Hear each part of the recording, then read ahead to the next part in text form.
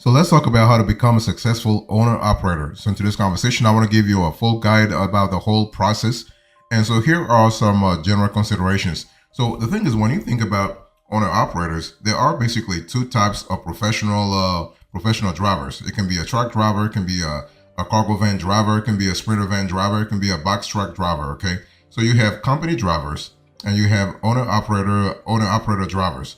So actually, let's say a trucking or a transportation company employs company drivers, while owner operators run the business themselves. And both career paths are a great way to earn a living, but there are some key differences. And most drivers, either truck drivers or cargo van drivers or sprinter van drivers, they are commercial drivers, while 1 in 9 is independent. And so you need to really evaluate your skill set and personal and financial needs before deciding which route is best. So this is this is really important. Now let's talk about owner operator versus own authority. So if you are currently a company driver but are considering getting your own authority to run your own business, make sure you know what you're signing up for, because getting your authority gives you the freedom of making all your own decisions, but it also requires business savvy and all the responsibilities of owning and running a business in the first place. And so another option is becoming an owner operator without getting your authority. In that case, you own your own truck or your own cargo van or your own sprinter van, but work independently under a larger larger carrier's operating authority. But you decide you decide actually your working hours. So bottom line is, make sure you understand the benefits and challenges that come with both. If you have all the facts, it's much easier to decide which option is best for you. You also have owner operator versus company driver. So if you are currently driving for a company but are considering becoming an independent owner operator and going into business for yourself, it's important to understand the differences and unique functions in the transportation industry, right? So a company driver drives equipment owned and provided by the company they work for. An owner operator owns the vehicle or trucks independently. A company driver is assigned loads by the company dispatcher. Owner operators find and choose the freight they will haul, either from the spot market or by leasing on with a transportation company. The job of a company driver is to pick up and deliver loads assigned by the company. Owner operators are responsible for everything that goes along with running a small business, from finding freight to hauling loads to bookkeeping and paperwork, and also making financial decisions.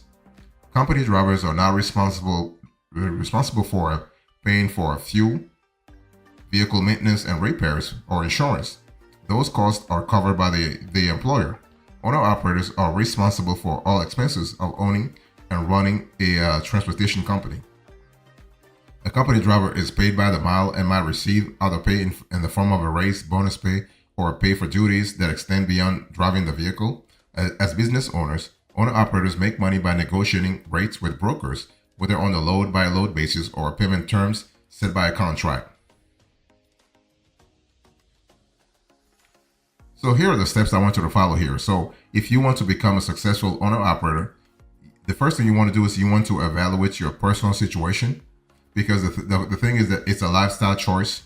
So OTR drivers, so on the over the road truck drivers or cargo van drivers or sprinter van drivers, they may spend weeks on the road away from their families, friends, and homes. So that makes it a difficult career choice if you are a single parent or if you are caring for an older family member.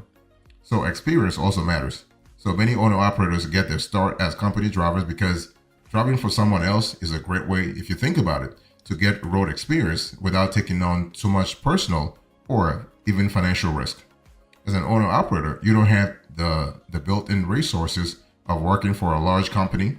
Be sure you are ready to take on the responsibility of driving and running a business, from keeping the books to regulation compliance. This is very important.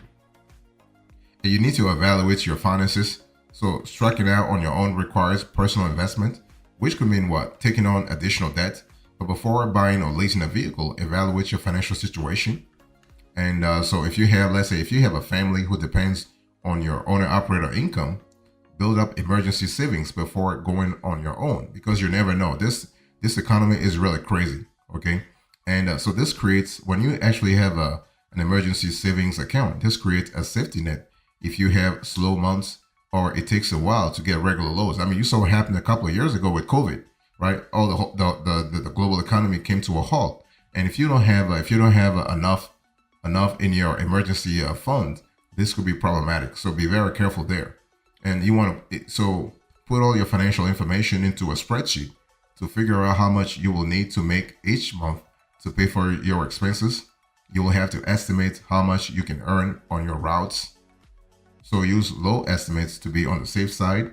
This should give you a good idea of how much time you'll need to spend on the road to make your business work in the first place. Okay, and this will give you an idea of break even.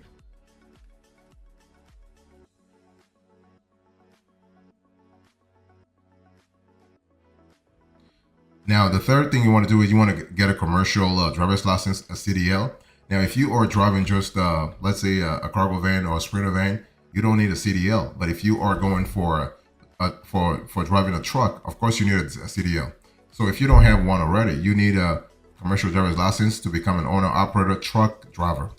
It's not that difficult though, but it can be a little more involved than getting a regular driver's license.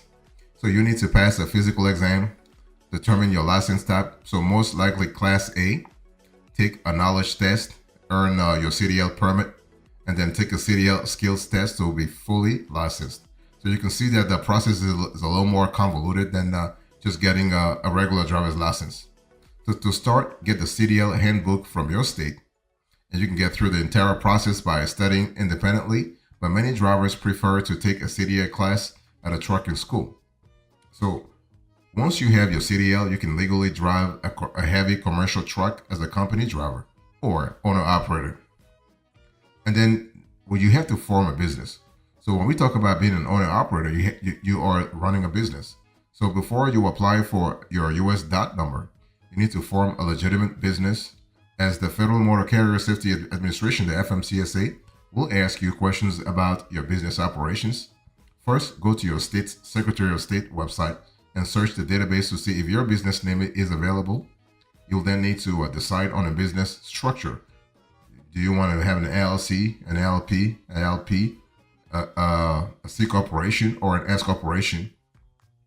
So you'll likely be creating, if you are on your own, you'll likely be creating a sole proprietorship or a limited liability company, an LLC, but there are other business structures to consider. And so a sole proprietor is a single person business with no employees, and the business is not separate from the individual.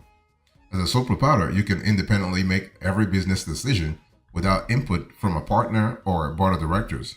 The downside of this is that all the business, financial, and legal aspects are tied to you. So your personal assets could come into play if your business faces a lawsuit or you have issues with your debt. And we do not recommend that, okay? With an LLC, you get the same benefits of pass-through taxation you would have with a sole proprietorship, but without the personal liability risk. With an LLC, only your business is liable and your personal assets are protected. You can have a single-member LLC, a partnership, or a multi-member LLC. So you have all kinds of possibilities. Finally, you could form a corporation. This might be a good option if you want to form a larger trucking or transportation business, or if you intend to grow and add employees. But this creates a separate entity from a tax perspective, so you don't get the benefits of a pass-through income.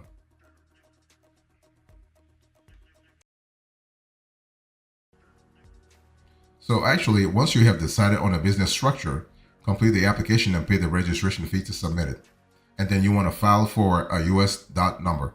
So your US Department of Transportation number, US DOT number, is assigned to you by the FMCSA. It really identifies you as a carrier operating in interstate commerce. By the way, if you are just going to drive within a state, like intrastate commerce, you don't need to have a US DOT number. You don't need to also have a CDL. And so you can apply for your US DOT number through the FMCSA website. Note that before you apply for your US DOT number, you will need to form a legitimate business because, again, I said this before, but FMCSA will ask you questions about your business operations. And then you want to get your trucking authority. So your motor carrier number identifies you as a carrier for hire who transports goods on a contract by contract basis. And unlike a driver employed by a company, you will operate on your own and be your own boss, which is really good, right?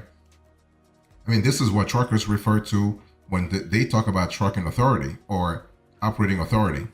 You will need both a US dot number and an MC number to pursue opportunities as an owner operator. In general, items that have been changed from their natural state, such as wood that has been made into furniture, require an MC number to transport. So something to really think about. You can usually apply for your MC number through the FMCSA website as well, or you can let like a provider such as truckstop.com do the heavy lifting for you. So then you want to really purchase truck insurance. So owner operators with authority are required by FMCSA to have liability coverage, and FMCSA requires freight carriers to have $750,000 in liability coverage. But most shippers and freight brokers require $1 million in coverage. So be very careful about those numbers. They are very critical. And you can also purchase other insurance types to protect your business, including cargo insurance, for instance, personal property insurance, roadside breakdown coverage, and more. It really depends upon your geography, depends upon the type of haul, the type of loads you are going to haul.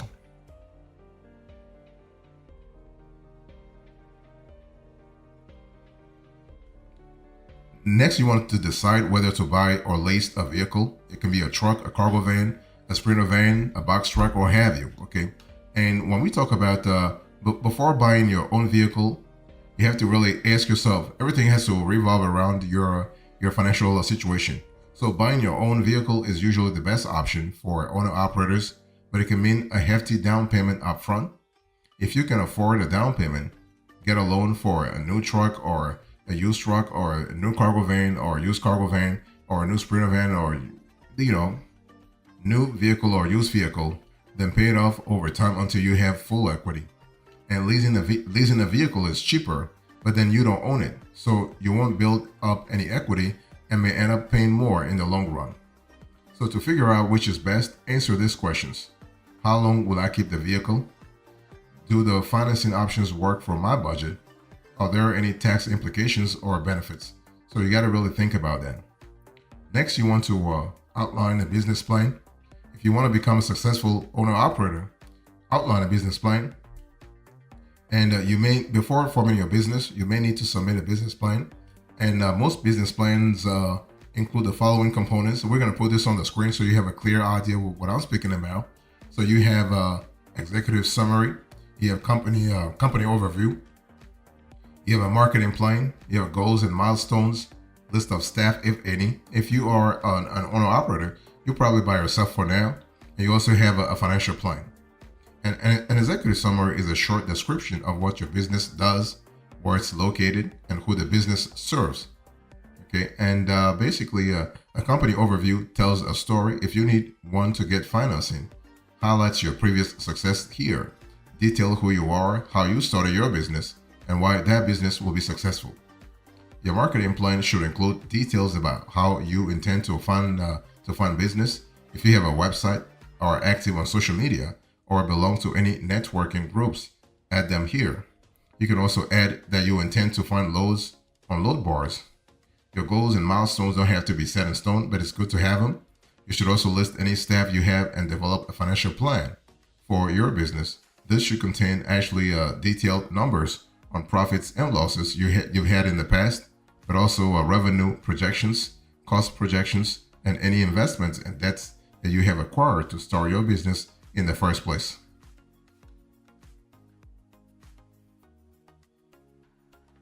Also, you want to use load bars to find freight. So once you have formed your business and obtained your authority, basically you can start browsing load bars. So you have DATS, for instance, you have a truck stop, you have a lot of load bars. And you want a load board that makes it easy to negotiate rates, find routes, and monitor paperwork so you can keep your business running smoothly. And this is kind of cool. You also want to have a load board that provides a complete set of tools for managing your owner operator business. And trying to get an ELD, an electronic login device. So to comply with regulations, you'll need to buy an FMCSA compliant ELD. So create accounts as a driver and as a fleet manager, since you technically fill both roles, right? And you must specifically or electronically connect your ELD to your truck to record hours of service information. And this is federal law, by the way, though, so you don't have a choice here. And next, you want to increase cash flow with invoice factoring. And factoring helps you increase cash flow by getting your invoices paid quickly. And with the factoring, you can actually find all kinds of possibilities. You can haul a load. You can submit your invoice to the factoring company. You get paid right faster for a flat fee. Okay, and your broker pays the factoring company actually in 15 to 30 days. So that's really how the model works. And now your model might be a little different from other models, but it really depends on your geography, but also the kind of niches, the kind of niche you're in, the kind of loads you're hauling. So the cool thing about invoice factoring is that instead of waiting a month for an invoice to process, you get paid almost immediately. And of course, your invoice factoring company will actually take a certain percentage. They might take 10% or 15% out of the invoice amount, but you get your cash faster. You get your cash right away. So they're charging you for the time. So it's all about timing. It's all about the convenience that they are actually extending to you by giving you the cash upfront, and then bearing the risk then that the shipper or the broker or the dispatcher might not pay them in 30 days.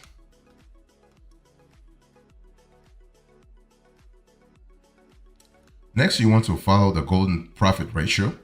And so to know if your owner operator business is performing well, you need to know that it's profitable, right? That means knowing your profit margin. First, you want to calculate your gross profit. That's basically the difference between your revenue on one end and operating expenses on the other end. For example, $200 revenue minus $150 expenses equal $50 gross profit, right? Pretty straightforward, pretty simple. Now you want to divide that by your total revenue, and you have your profit margin, which you can represent as a percentage. So $50 divided by $200 equals 0.25 or 25%. So in this example, your ratio is 25%. There isn't a golden ratio, like a set golden ratio in this equation, but most experts say that you have a healthy business if it's between 10% and 20%. So something to really shoot for, okay? Next, you want to make your health a priority, because if you are the sole proprietor of your business, you need to take care of yourself to keep it operating. You won't take sick time because your work actually is done by you. You work for yourself. So anytime you spend off the road, it's time you are not bringing in revenue. And so prep healthy meals for your routes and get regular exercise while you are on the road. And you also want to take breaks when you need to, and take time off to spend with family and friends. And being on the road for days on end can really get lonely sometimes too. So pay attention to your mental health, and don't hesitate to reach out for help from your doctor if you don't feel well, right? It's all about seeking help. Don't think that you can do this by yourself. You're not the only one actually in this industry right now. And the last thing you want to do is you want to create a system for managing finances. You know, you will need an easy way to track your finances, both for tax purposes and to make sure the business runs smoothly. And you can manage this with a simple spreadsheet, but software programs can also help you do this. It's all about really sustainability. If you are going to be a successful owner operator, you have to think about the long run. This is a marathon. This is not a sprint. So you got to really gear up for this sort of a long-term scalability factor. So the closing remarks here to this conversation, I explained to you how to become a successful owner operator. I give you the general considerations, the steps, and now the closing remarks. Thank you so much. God bless you. I'll see you next time. Until then, remember, stay marvelous.